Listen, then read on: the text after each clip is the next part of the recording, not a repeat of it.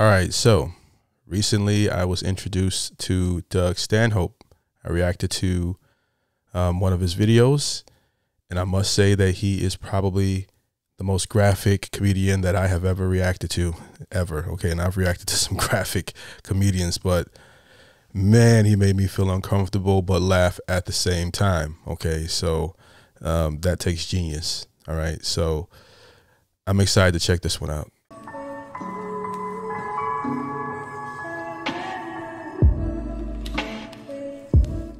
What's going on, everybody? My name is Polo. Hope you guys are doing well out there. Today I am responding to my Patreon. This is Mark, who wants me to check out Doug Stanhope on Nationalism. Now, I haven't seen this yet. You guys are about to go on that journey with me shortly, but before we get into it, please like the video, subscribe, and hit that notification bell. You'll stay up to date whenever I post new videos. Let's get into it. Let's go.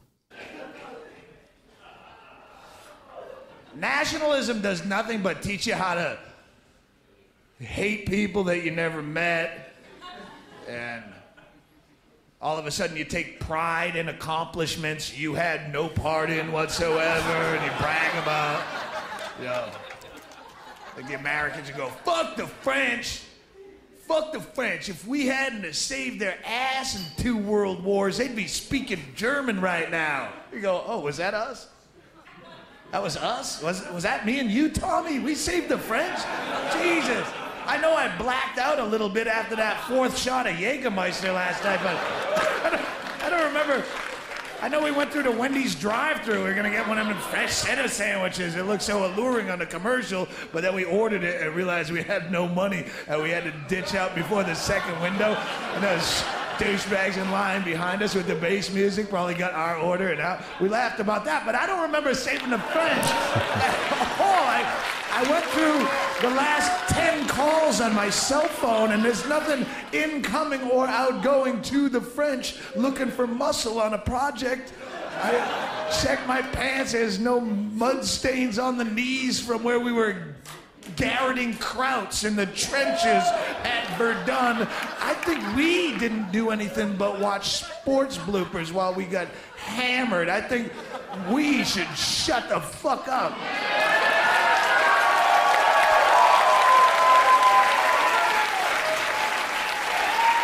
It's silly. Don't know if I 100% agree with that, but all that stuff. Tradition and heritage, it's dead people's baggage. Quit carrying it. Did you make it up? No. It's passed on to me. Pass it back.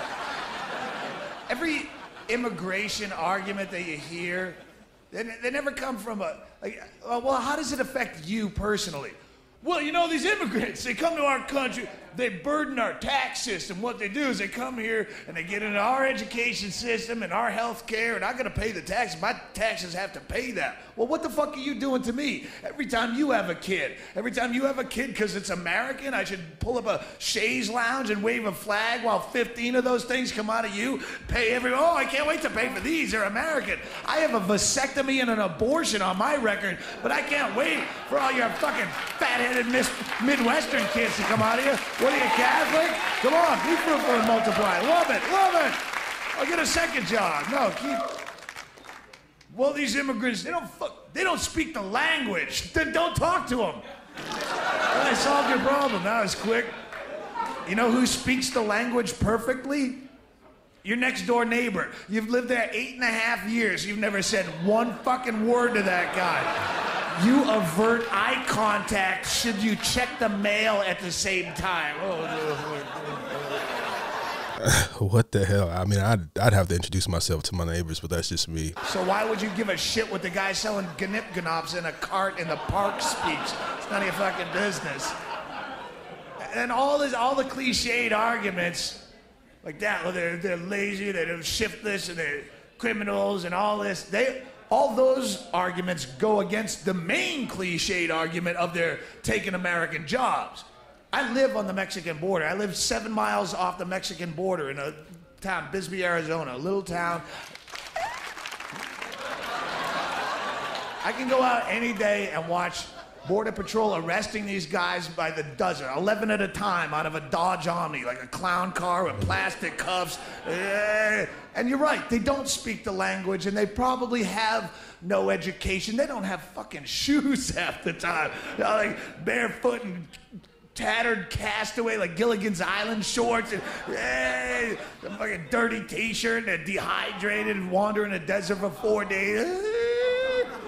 And if that guy is as qualified for your job as you are, you're a fucking loser of such epic, humiliating proportions. I would be ashamed to have anyone find out that guy took my job. He doesn't speak English. What, did they do your job training in pantomime, shithead? Oh, see, come on. Boink, boink. I see, boink, boink. Crank, crank, crank, crank. He's going in on factory workers. You're out of here, mullet head. That guy's more qualified. Fucking asshole, you should have tried harder. Nobody bitches about immigrants taking their job if that person has skills of any level. You don't hear fucking brain surgeons sitting around the Beverly Hills Hotel lounge. You know what really chaps my ass, Barry? Scandinavian fellas are coming over taking all our good neurosurgery positions. The Norwegians specifically. I say we down ourselves a bottle of Jack Daniels and go stomp us some Ouija ass. The first Ouija we see.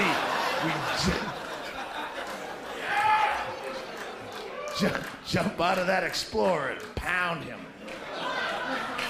Fucking immigrants. All started with that Einstein. Once they brought him over from Germany and we didn't have any good genius jobs, it was a trickle-down effect. My take on it, it was a good set. I mean, it wasn't the funniest set, but it was interesting and entertaining. And you don't have to be funny the entire time. A lot of times you can be just interesting or tell good stories. Like Dave Chappelle isn't funny the entire time he's on stage. A lot of the time he's telling a good story, building up to the joke. And when he gets to the joke, it makes up for the time that it took to build the joke. So he always gets you with a good payoff. With Doug here, it's sort of similar to that style where he, it takes him a long time to tell the joke. But the payoff in this particular bit didn't hit every time, especially when it came to listen, I love America, okay? I know how bad it is outside of America. I know there's a lot of people that want to overthrow America, so I'm a patriot, okay? I love it here. We live in a time now where some people believe the American flag is offensive, yet live in America. So that's my take on that. But I know that can divide the room. I don't care. Not trying to offend anybody. This is just my opinion. So that's why it was hard for me to laugh at that a little bit. But I get it when he's talking about overboard. And yes, it is dope that we, that some of the other countries' best,